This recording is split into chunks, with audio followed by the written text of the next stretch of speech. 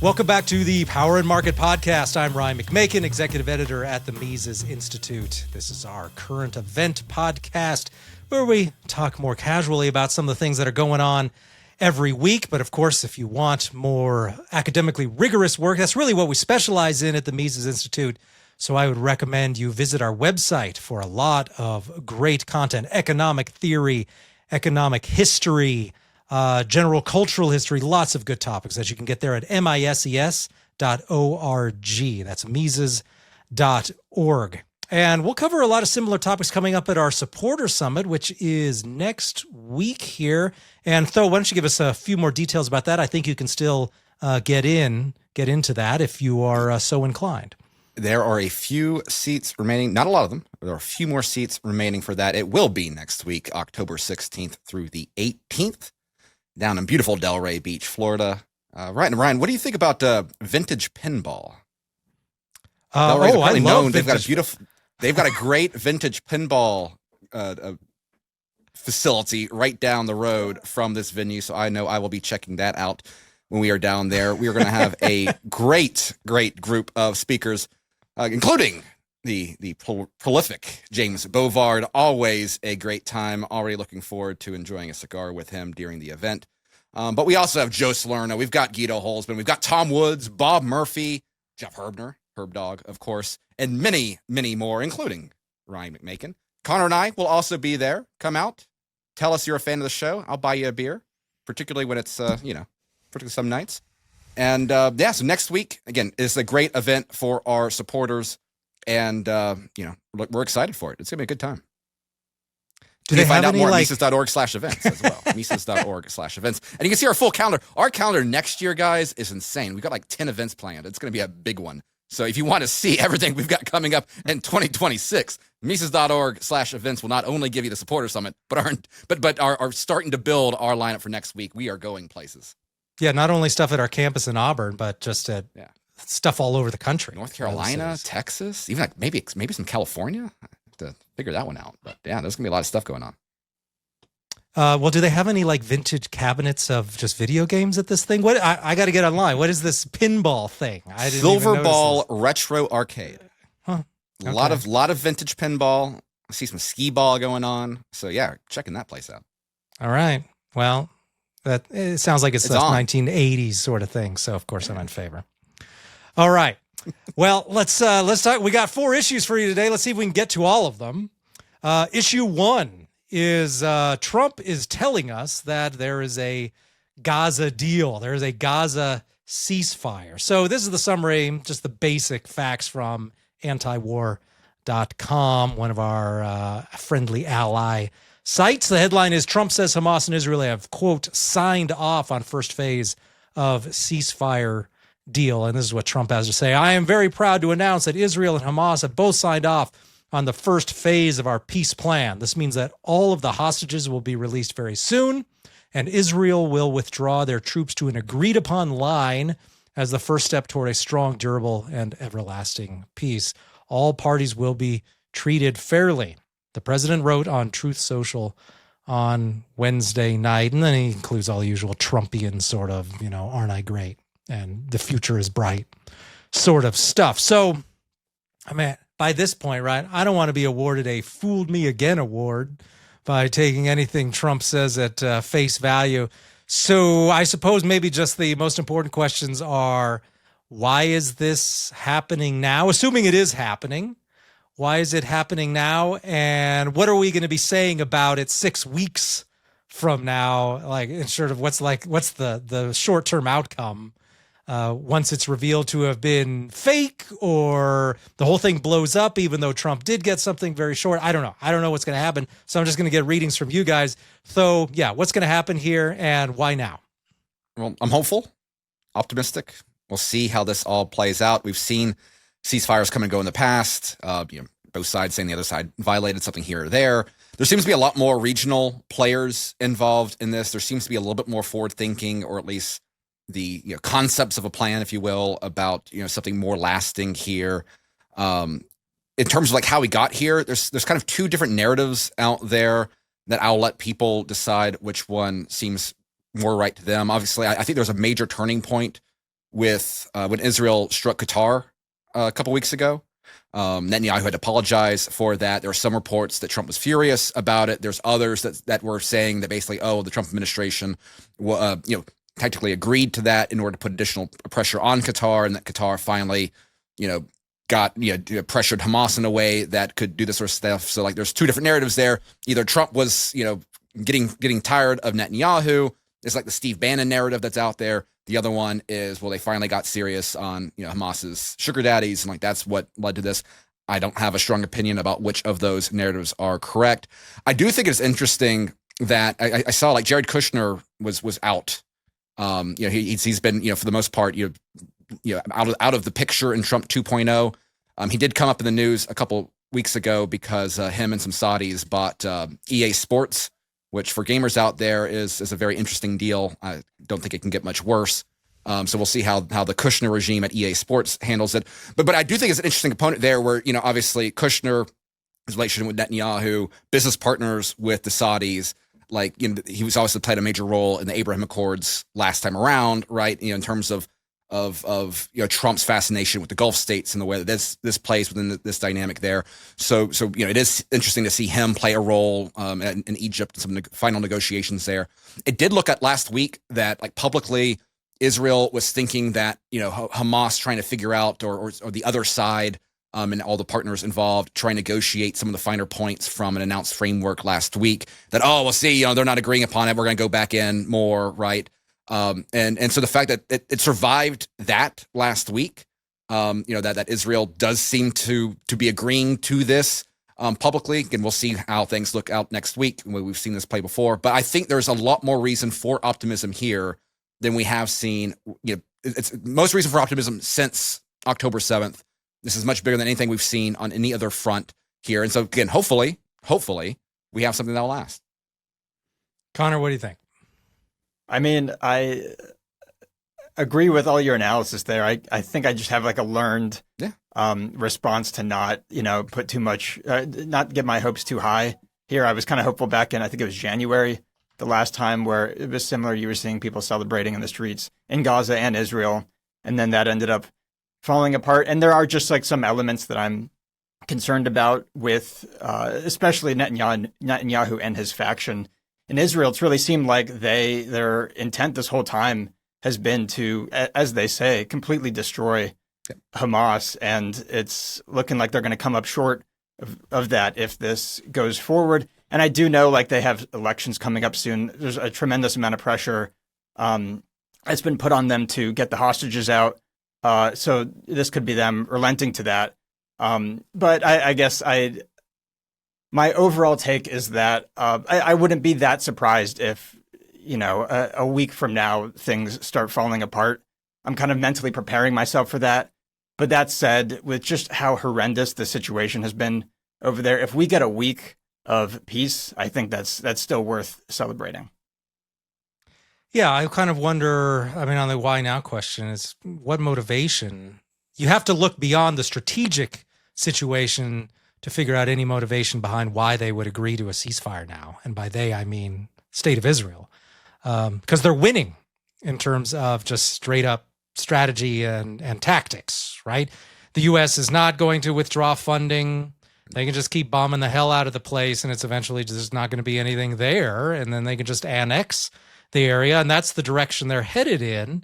And I'm sure they can accomplish it given enough time. So the question is, that would go back, I think, to what Tho is saying, is that what pressure can the U.S. possibly apply in this situation to create a ceasefire agreement? Obviously, the Hamas side or the Palestine side, I guess normal Palestinians aren't even part of the negotiations. I guess it's Hamas. I'm not quite sure how those happen.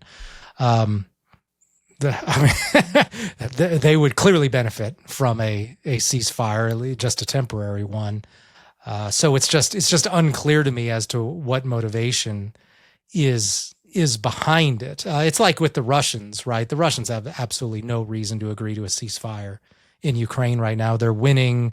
There's about a 90% chance they will win. So why stop now?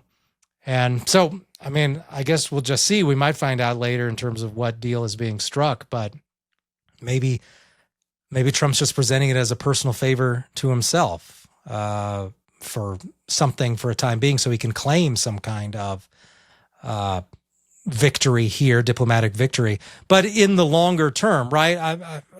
I even if there's like good faith right now, I have a hard time believing that 6 months from now, let alone a year from now or 18 months from now, that there's still an enduring ceasefire. That just seems really hard to believe. Well, I think it's going to be a question of what's the political situation like in Israel, right? Like if Netanyahu is removed from the table there, then I think that whole dynamic changes very, very quickly. And so like that's it. I think it's kind of similar with the Ukraine situation, right? Like, Zelensky is not someone who I think can accept a deal that cedes massive parts of territory. And so you have the interconnectedness of his political career with the extent of that conflict. Netanyahu, again, I think the analysis out there that Netanyahu kind of needed the war to continue in order for his own political aspirations to continue, considering all the turmoil that he had prior to October 7th and however that might have played into that whole origin of the conflict there. Do with that what you will. And so I think that is the most interesting aspect going forward, is that, is Netanyahu defeated politically, or is he rewarded, in which case, who knows? But I do think if you get a political change, then that changes the calculation there in terms of what this means, a year from now. Yeah, there's so many things up in the air like that. And it would be interesting to watch if fighting does resume after these hostages have been released. Like, that's been an interesting dynamic to watch. Like, is the dynamic going forward that Hamas has lost their leverage because they're no longer holding any captives? Or is that the Israeli government has lost their excuse? Because, like, I'm sure you guys saw it. Like, anytime you'd say anything about how this war is terrible, the first thing you'd hear back was, well, it would all stop if the hostages got released. And if they lose that, then it's like, what do they really have to stand on? Right. And it's not like there wasn't an ongoing bloody conflict before before October 7th. I mean, it's been a constant state of conflict since the 40s. And so this idea that, right, the only reason there's any sort of conflict going on is because of the hostages just isn't plausible at all. So given the length and duration of the conflict, the scope of it, why would it stop now, even with a ceasefire? It's obviously not a truce. It's not some sort of change. It's not a two-state solution. It's just some sort of ceasefire that could potentially make Trump look better. So I guess we'll just see how that plays out. Issue 2, I guess. We'll just have to wait and see more as time goes on. Fingers crossed. Yeah. Now, the next issue, I think, is something this is something that comes up repeatedly as well every now and then. I'll just note that there's a headline in the Wall Street Journal. The reason I bring it up is the Wall Street Journal was talking about it again in recent weeks. Is the headline out of the Journal was "Newsom falls for the red moocher state myth." Now, I'm sure you guys are familiar with this. This is the idea that blue states contribute most of the tax dollars in the United States, and that red states are filled with unproductive moochers, and that there's a general transfer of wealth from blue states to red states. And this has been a general theme used by Gavin Newsom for months now, and maybe it goes back even further. This particular headline's from last month, but he keeps making hints along these lines, right, about how productive and amazing California is and how all the red states are crime-ridden, poverty, hellholes sorts of places. And this is just a thing he keeps coming back to. So the Journal then was looking at this issue, and it caught my attention because we at Mises.org have run a number of articles on this topic over the years as well, where you can just go into the numbers and you can come up with the idea, right? And the idea is you got to look at the amount of tax revenue produced in each state, which is easy enough info to get. But then you need to look at how much federal dollars are going to each state. And then you compare one to the other, right? And if more tax revenue is coming out of that state, going to the feds than is coming back, then you're one of the non-moocher states. If you're a state where you're getting more tax revenue, then you're sending to Washington, you're a moocher state. So the question is, are red states moocher states? Now, I've run the numbers a couple of times, and it totally depends on what numbers you use and how you crunch the numbers. And that's a little bit of the point he's making here. The author is Stephen Malanga at the Journal, and he picks apart a little bit about Newsom's numbers, saying that, well, if you look at it this way, if you look at it that way. What I found is that for the most part, a lot of these states are really more like a dollar in, a dollar out, like $1.05 in, $1.05, dollar out, 98 cents in, $1 out, right? It's not like there's some big difference. There are some states where there is a big difference, say like Mississippi and West Virginia, for example. There are a couple standouts, New Mexico probably, where the major industries in these places or the major source of income is transfer payments through federal programs. Most states aren't like that, though. And those three states, by the way, all have very different demographics, we might note. West Virginia is a white person state. Mississippi, not so much. New Mexico's a largely Hispanic state. Lots of federal jobs there. It's not actually poverty relief that you see as much there as you might see in West Virginia. So once you start crunching all these numbers, there's this idea that, you red states should be thankful for all of the money that we blue states pump in. And it's kind of an attempt, and it's obvious pandering to his core audience, right? I mean, he's just saying these things because other people who are already diehard Democrats are going to agree with it and think it's fun to point that out and makes red state people look stupid. The question, though, is that they're always kind of imply that they're being exploited by red states. Look, we're giving this money. We're not getting it back. You red state people are getting it. So the implication is they're getting some sort of raw deal by just being in the United States. So the question is, if they're being exploited so bad with the red states, why don't the blue states just leave? How come they never suggest, hey, we should just secede and leave and keep our dollars? They never seem to say that. That never seems to be an option. So what is the solution then to this horrible problem that the blue states are pointing out of their exploitation by the red states? Wouldn't simple separation then? California could easily go it alone, as they like to point out, but they never, if you actually propose that, they never take the idea seriously. So how do we solve the problem? What should California do to solve this horrible exploitation that's going on? And now I'm fully in favor of Calexic. They can even throw in Washington and Oregon, and hey, more power to you. King Newsom, hey, that seems like it has a good ring to it out there. But no, I mean, and what's also interesting is just like how much this stuff has changed in terms of how normal people are reacting. Right, like you're not people very rarely flee to poverty, and yet what we've seen, and obviously there's a political component to it, which I think is the most interesting aspect of modern American politics is the vote by your feet political migration aspect of domestic American politics. As a Floridian, I see that all the time. But people are fleeing California and New York and Illinois. And they're not fleeing because they desire, the poverty of Mississippi, right? They're fleeing. I mean, again, Florida, Texas, Tennessee, Indiana. I mean, these are all up and coming. And obviously a major part of this too is the separation between major cities and rural America. You've historically had, major cities within blue states for a variety of reasons. Now you're seeing, certain areas, places like Miami, like Tampa, other areas, have really, risen significantly over the last few decades as well here. But they can't, it's just not within their mentality. It is interesting. We noted last week about with the federal troops going into certain areas.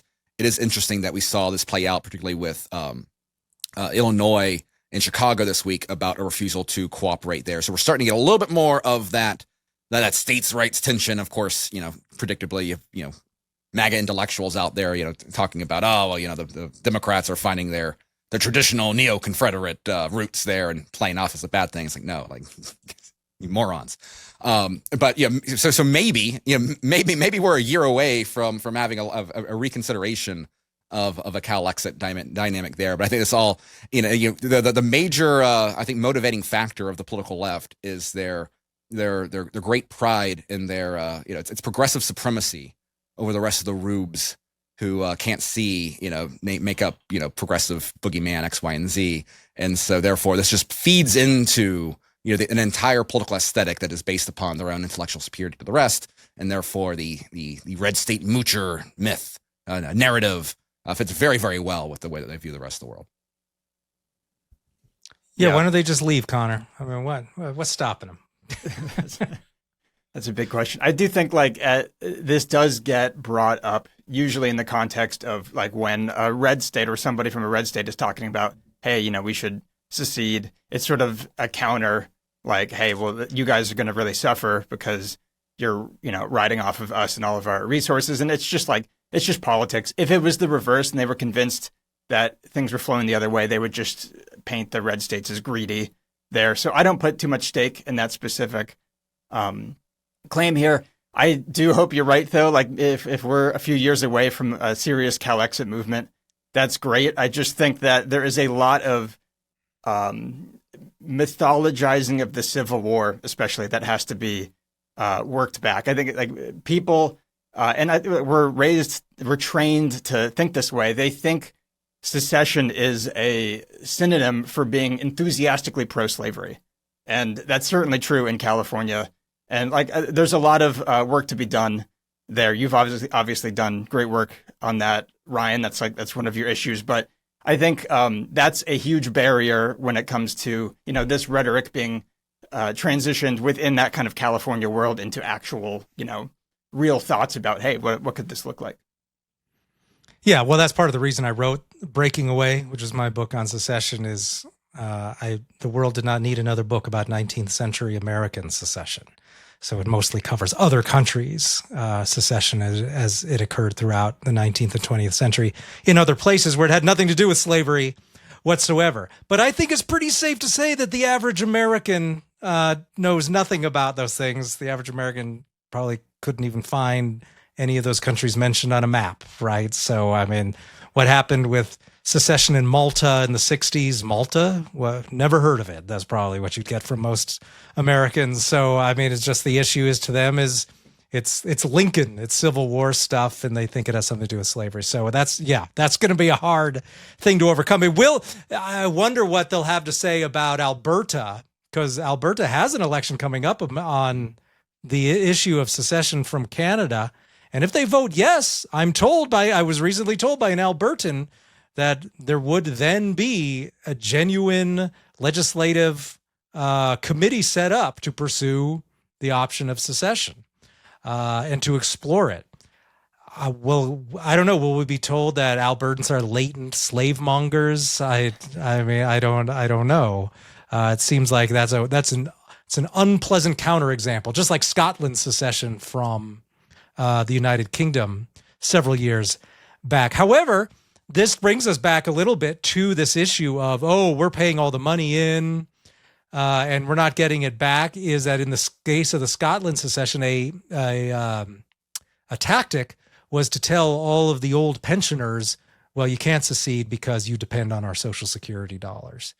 And so I think that's going to work the best on older people, this idea of you can never split up the country because then you won't get your Social Security, which is just one of the most brilliant things the government ever did, was to create this centralized federal welfare state instead of allowing states to do their own welfare systems, which was one of the options during New Deal years, if you look at it. But that was deemed unacceptable by the central government. We want one big welfare state. And now they got everybody over a barrel. Basically, leave and you don't get your welfare dollars. So that's probably going to work for a long time. And this seems to be a related argument to that. So now I've got a silly idea, but I'm also kind of serious about it. Like what we really need. A couple of years ago, there was discussions about like the Game of Thrones. People were looking at doing an alternative history about like what the South had won. It was putting kind of like the Confederates or something. There's a few other projects that came out and they all got scrapped. What we really need is like a Netflix drama of like an America where the South had one, but like instead of focusing on like how the South is bad, just talk about like the utopia, like really leaning into this myth, right? Like you know, you could have like everyone just has like a plucky character talking about how great their healthcare system is because they don't have to deal with those, you know, that poverty-ridden South, and like look at all these incredible things. Like just put it out there within the culture and allow for this perspective, leaning into this very narrative about imagine how great things would be if they wouldn't have to deal with, you know, these backwards racist Nazi Southerners, and we could just all have our you know, cosmopolitan city wealth and the great world we could live in. So again, if anyone out there has a Netflix connection, you know, pitch that out there as a drama, because I think if people conceived of that, like if you could actually have that sort of visual and that sort of narrative out there, I think that would actually go a long way in terms of making the world a better place. Well, that was William Lloyd Garrison's idea, right? Is the North should secede from the United States and create a non-slavery republic of its own. And that was his idea in the 1840s and in the 50s, which was a great idea. And why not? And also George Templeton Strong, who was a attorney at the time, in the early days of secession, there was no clear position. Lots of people were like, oh, I guess secession's a thing now. So I guess bye-bye Southern states. It didn't occur to people that they would fight a 4-year bloody war to maintain the status quo. And Strong wrote at the time, he said, oh, let them go. This is like cutting off an infected limb. So now we won't have to deal with slavery anymore. Just think how great that would have turned out if you'd been an anti-slavery person. Now you just don't even have to be responsible for it anymore. It would be like, hey, there's this other country where bad things we don't like are happening. Let's annex it and hope it all works out. Now that makes a lot of sense to a lot of Americans our foreign policy often is that we effectively annexed Iraq for a number of years. We effectively annexed Afghanistan for 20 years before returning it back to the Taliban. And so stupid policy. And so but I guess many Americans could get behind that sort of thing. But yeah, they should have just had at that point, it was foreign policy, right? As soon as the Southern states seceded, then your dealings with the South was foreign policy. And they should have had a non-interventionist foreign policy. And for all the reasons you state, though, right? How great. That would be an interesting coup. I wonder, obviously it would make the South look real bad, right? So that would make Hollywood happy because they love making the South look bad. But at the same time, it would make secession look good, which would be a great reason to support that miniseries. Also, who would have benefited probably from that would have been the Native Americans. They would have been able to play off North against South.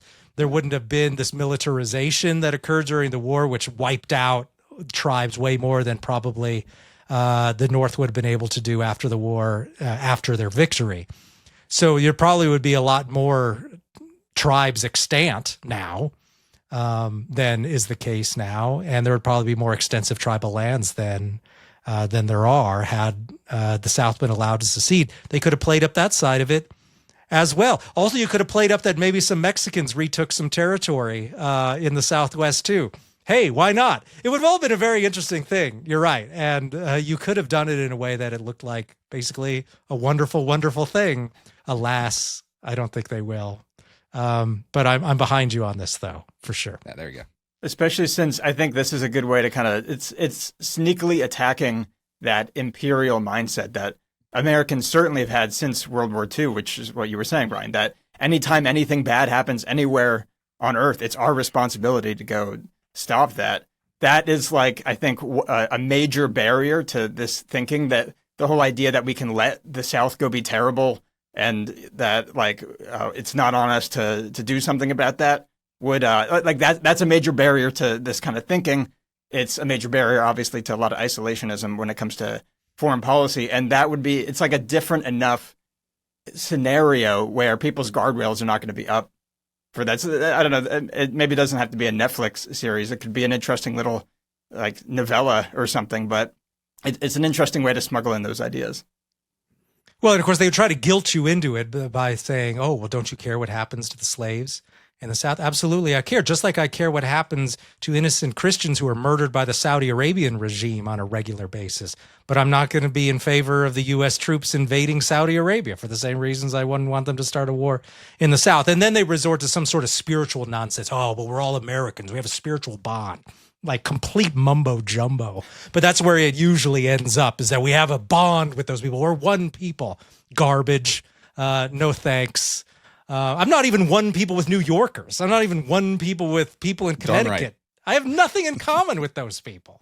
So any claim that we're one people, I would absolutely not die to defend Connecticut from something. I mean, please, I have a family, I have children.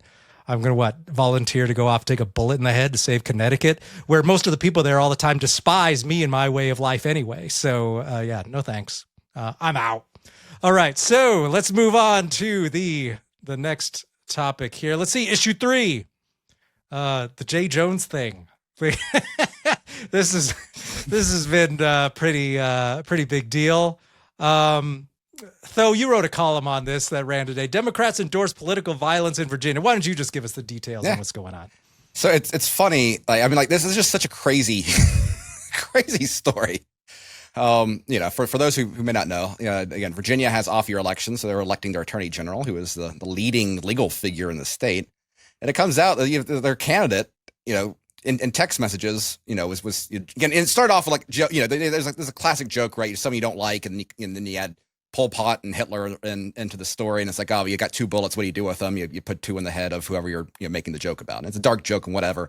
And I've, not the first time I've heard that framing, right? But he was making this in a text thread with other people. Like someone it's like, man, I got kind of bothered by this. This guy doubled down. Like he was upset. This person was upset, and then went on to say that I wish this. He was referring to the Republican Speaker of the House of Virginia. Like I want his kids to dead. I want his kids dead.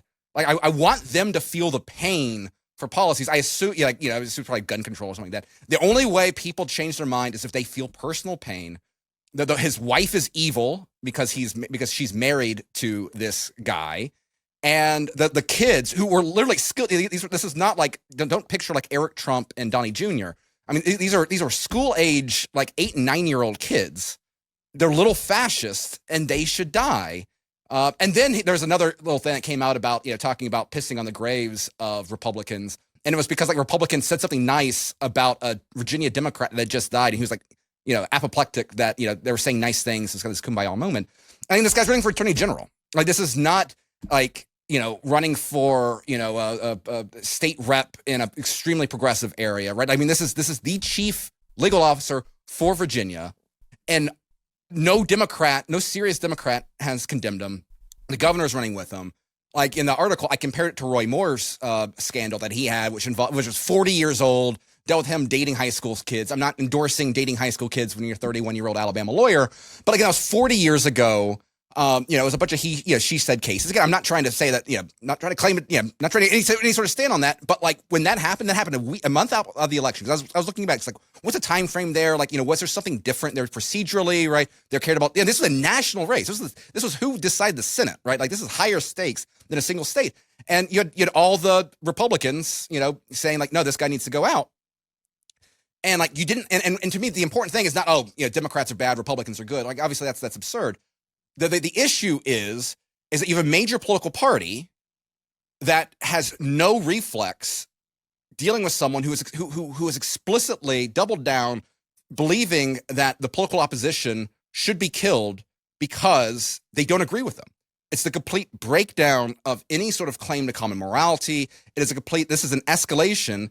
And this has always been an element, again, if you look at politics in the most cynical way possible, right? Politics is war by other means, right? This always, at the end of the day, when you're talking about the use of violence here, you always can break it down to this when there is no common morality that you can appeal to in the middle. And what we're seeing, to me, the importance of this story is it's showing just how radicalized the politics is getting, not in terms of, candidate and rhetoric, public rhetoric. This is personal rhetoric. These are personal views.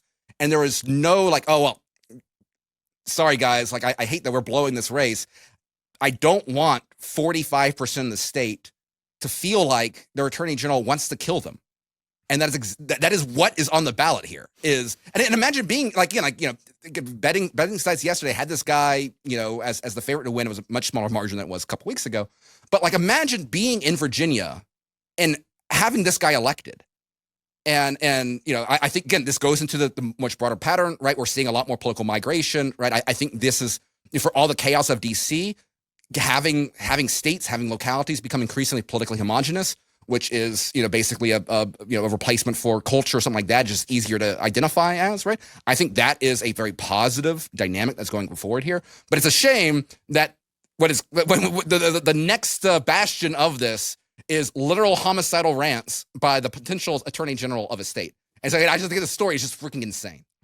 I have 2 points on that, right? These, I might know, touching back on just the last issue, people like Jay Jones are the ones who will try and shame you for not caring enough about the lives of people in other places. Meanwhile, calling for the literal murder of children in his own backyard. So that's the moral level these people are on. I just don't want to take part in other people's murder. How about that? But no, that's apparently the bad thing. That's the bad position. So I have a real question here, though, specifically because looking at this, right, and just the extreme nature of the comments and the fact that anybody with the internet now, anybody can plaster these comments up again and again as we get through the election, right? This isn't like 40 years ago where someone could say something and unless Newsweek brought it up again later, you'd kind of forget about it. So I make the point, and I don't know if you guys took classes that taught this sort of thing, but since one of my degrees was in political science, I remember this in school. They would talk about how candidates during the primaries would move to the wings of the party, right? They would take the more extreme positions on the party so that they could get the approval of the diehard partisans. And then during the general election, they would all move to the center, and the two candidates would be a lot more similar, and they would start saying all these really super, like, moderate things. So my question is, Connor, is that still a thing? Or have we moved beyond that? Do we now just get radical and stay crazy through the whole election then? And just as long as our core constituents are happy, we somehow manage to eke out a win? I don't know. I have a hard time seeing what the situation is now.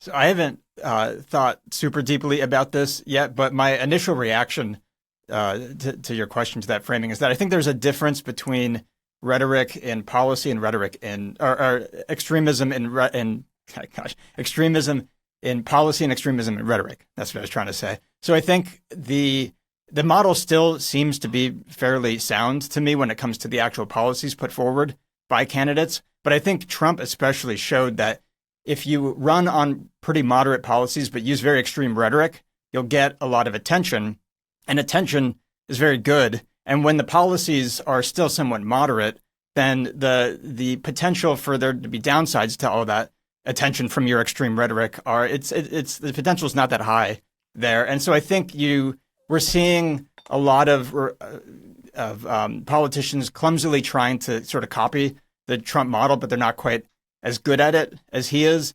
This is a little bit of a different situation just because these were supposed to be private text messages, and they got out. But that's kind of my basic read of that 101 poli-sci kind of election dynamic.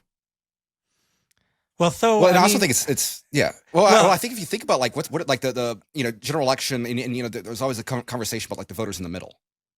And the voters in the middle, like there's different types of like nonpartisan voter, right? You have the apathetic voter that only shows up once every 4 years, right? Kind of the lowest hanging fruit there.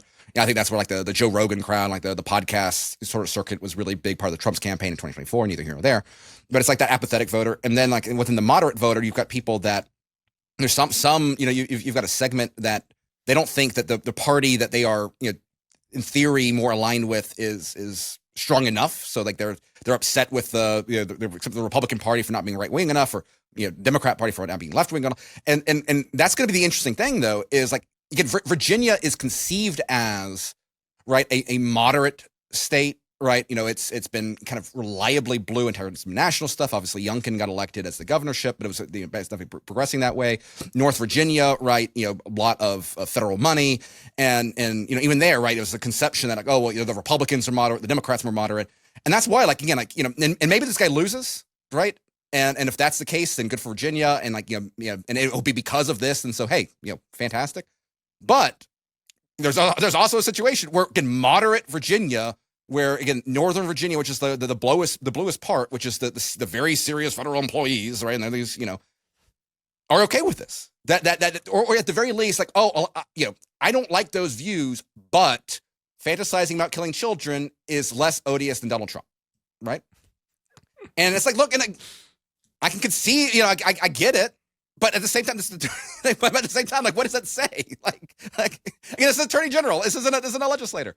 So again, like, in what that will say, and again, so to me, the interesting thing is how this outcome go. But again, it's just the fact that nobody in the Democratic Party of any substance saying no, we don't want to be associated with that, and it goes into this much broader. It goes into some of the rhetoric around Charlie Kirk. It goes into it is a preview of where politics is going, and again, like the answer is we need to recognize this. We need to take this seriously, and we need to talk about things like separating and raining down these political strains, right? It goes in the conversation we were having last week about like, if you need the National Guard to go in there and to write policy, then it shows that you do not have that support there, and we need to have a serious conversation about what that really means. And so again, if the fact that explicit violent rhetoric is just okay, like, oh, I don't support it, but okay, like this is where we're going, and this is not, again, the number one narrative, and I think 2024 disproved that. But the number one rhetoric you've heard out there is that Trump was a fever dream. This is an anomaly. He's an outlier. He's the reason for a vulgar discourse, et cetera, et cetera, et cetera. I think this is a very clear demonstration, even though you can blame it on Trump. Like, oh, we can't have a Trump MAGA attorney general, which I'm sure that guy is like super radical, right? Like, yeah, I'm sure he's a diehard, MAGA guy. Just like Glenn Youngkin. When I think of, when I think of MAGA, hardcoreism, I think of Glenn Youngkin.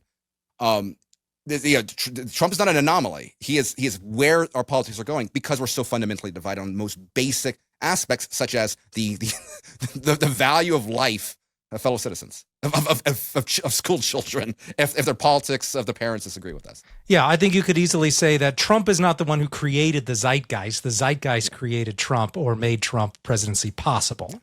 That's what the broader reality is. And so maybe we should just be prepared to deal with that, as unpleasant as it may be. Well, let's go ahead and move on to issue 4, which is on Obamacare. I saw that Ron Paul's weekly column this week, which you could also read at Mises.org. He points out how the Republicans have basically just given up on Obamacare. Remember, if you remember 2016, you remember that the GOP ran on the idea of repealing Obamacare, but that's not even controversial anymore. The Republicans are simply now voting to fund it, to increase its subsidies. And this is something Ron points out in his most recent column, all of these points on how, that used to be the Republican position and that they now have, quote, a de facto embrace of the increased Obamacare subsidies, which were supposed to be a temporary increase to help Americans who lost their jobs because of the COVID lockdowns. And it's a little noticed but major milestone in the history of Obamacare. For many years, Republicans campaigned on a promise to repeal and replace Obamacare. Opposition to Obamacare, along with opposition to the big bank bailouts and cap and trade scheme, fueled the Tea Party movement, which led to the 2010 election of a Republican takeover of the House of Representatives.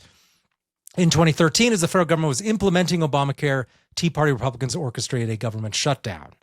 The argument was that this was the last chance to repeal Obamacare because once it was fully implemented, the number of people who would become reliant on the program would make Obamacare politically impossible to repeal. Looks like that happened. Tea Party was right. They didn't get their repeal because people like Paul Ryan and other centrist Republicans were fine with Obamacare. They weren't willing to expend a cent of political capital to go against that. And now, if you look at the sort of money being spent on healthcare, most of which is going to Obamacare subsidies and those basically Medicaid, right, which is essentially Obamacare in many cases, it's through the roof. I mean, just the prices are just amazing. The cost is amazing. It's becoming a larger and larger part of the federal budget every year. You couple that up with interest on the debt. I mean, the federal budget is just being reduced to a healthcare and interest program. Of course, you have to include Medicare in there. Hey, you got to pay for, the elderly's third knee replacement surgery and things like that at age 90. That's what Medicare is doing a lot of these days. And so it's just astounding as to what's eating up the budget. And the Republicans don't care. I mean, it's just this is the future. It's Obamacare forever. Now they're arguing over, should illegal aliens get access to it? That's the farthest Republicans are willing to go. So is that up? Should we even bother talking about Obamacare anymore? Connor, I mean, is it over? The game's over, right? Obamacare won. Obama won. That's it. I do think Obama won, but I don't think that means we should stop talking about it. I think we should be shaming the Republicans extra hard for this. I touched on this dynamic in my article this week, that like the most you could really expect from Republicans is that they'll push to stop the government from growing. Usually they're pushing for the pace of government growth to slow down a little bit. They never really push to reverse it. And when you look at healthcare specifically, you have like 100+ years of the government ruining that industry that need to be walked back. And like going back like from the beginning, they really went after. Patrick Newman has a great presentation about this. I think from Mises U a few years ago about how the AMA was put in charge of accreditation standards and they closed like half the medical schools. And so and that was during the progressive era. So like over a century ago, the supply of healthcare was artificially lowered by the government. And then especially with like Medicare and Medicaid, they left all those shortages in place and then just poured tax dollars into it, which like cranked up demand. And anybody who's taken even like the basic what economics 101 can tell you that like when you do that, the price is going to explode, and the price did explode. Of course, there's all that through the tax code, especially the health insurance was decoupled from risk, and now it's not even really insurance anymore. It's just this third party payment, and you basically had this bubble that was growing and growing and growing, and then in the early 2000s, that was sort of where it peaked, and insurance enrollment was going down, and it was like this emergency. The whole industry thought that the money would just be coming in forever. And that was specifically what Obamacare came in and fixed from their perspective. It required everybody to have insurance. It cranked up demand for health insurance again. And it basically papered over the problem and kicked the can down the road. And so, yeah, like if you took them at their word that the whole point of the Affordable Care Act was to make care more affordable, no, it was this huge failure that they'll kind of paper over. But that wasn't the actual purpose of it. It was to keep the racket going. And yeah, they were absolutely successful with that, which is, of course, a bad thing. I have a slightly different view than Dr. Paul on this one. And one of the reasons we still have Obamacare is Rand Paul, which is, I went on my rant last week about that, and I'm still a little miffed about. But I think obviously in the short term, yes, the Obamacare framework is there. This is continuing the Obamacare framework as it currently existed, which among its many joys, right? Like, have you seen like the pharmaceutical ads for various brands of like PrEP? PrEP's a HIV preventative Medicare medicine, which has to be covered by Obamacare insurance plans. Like, I mean, we're literally just subsidizing the activity that creates HIV. Do with that what you will. Which is very good for the Democrat constituency, particularly in 2010. But I think the fact that they're having to do these continual injections of the subsidies, again, like this was a temporary measure for COVID, and now it cannot continue. Yeah, essentially, there's this full recognition that the Obamacare framework does not work without the continuing of these subsidies. I think this is actually a death rattle of the frame. Now, what we might get is something worse, right? Like the expectation should be the next attempt to fix this problem is going to be something even further centralizing, right? Like that I'm not saying that we're we were vindicated. See, all those concerns we had back in 2010 turned out to be right. And so therefore you're going to listen to us this time. No, I'm not expecting that. But I think this is showing that the framework that Obamacare created is unsustainable. And so I assume that we're going to get we're going to re-in-place, put back in place some of these subsidies right now. I mean, and again, what else are you going to do in the short term? Like you can't fix realistically, right? Like, you want a situation. This is bad policy, but I think Marjorie Taylor Greene was making this point. It's like, look, like the people in my district, I don't want them to deal with the consequences of getting rid of this because of how dependent they all become with it, right? So they're kind of, they're kind of screwed off the model that was always built to get to this point, right?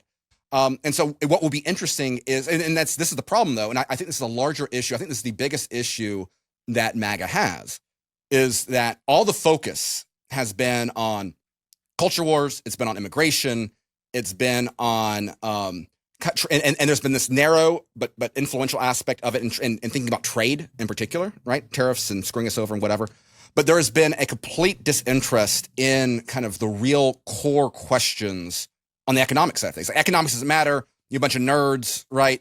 Do whatever you will within that. But it's like we don't need economists, right? And what we're seeing is that the immigration situation. You can look at there's people that are happy with that, right? Obviously not in places that ICE is getting shut up, but there's MAGA. I think MAGA world is happy with immigration. MAGA's happy on the cultural front. MAGA's happy on a lot of the focuses that the intellectual sphere, the Twitter sphere, the MAGA sphere has been pushing. But what they're not happy with is the economic reality and healthcare, which they've never really considered. And ultimately, the unraveling, I think, of what is going on right now are these kitchen table issues. It's like we were ranting a couple weeks ago. Why does no one care really about inflation? Inflation is going to undermine all this sort of stuff. Healthcare is going to undermine all this sort of stuff. And so until you have a sincere interest in refiguring out this entire broken system, it's going to turn out that matters. It's going to turn out that you can be good on a whole lot of things, but if people are concerned about their ability to access healthcare, all of a sudden their concerns about immigration are going to be a little. That's not going to be enough. It's necessary but insufficient, if you will. And so again, I think that in the short term, this is definitely a win for the, we're going to get the Republicans signing on to another subsidy, bada boom.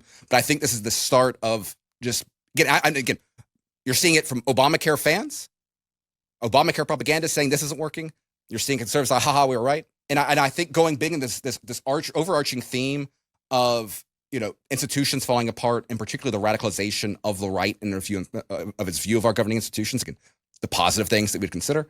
Randy Barnett has made this point, and I think it's a great point, and I think it's overseen a lot. I think that the reason why the right stopped caring about the Constitution, stopped caring about limited government, right? Stopped caring about the schoolhouse rock version of the way that conservatives always held themselves in terms of respecting institutions. It was the failure of the Supreme Court to appropriately adjudicate the Obamacare decision.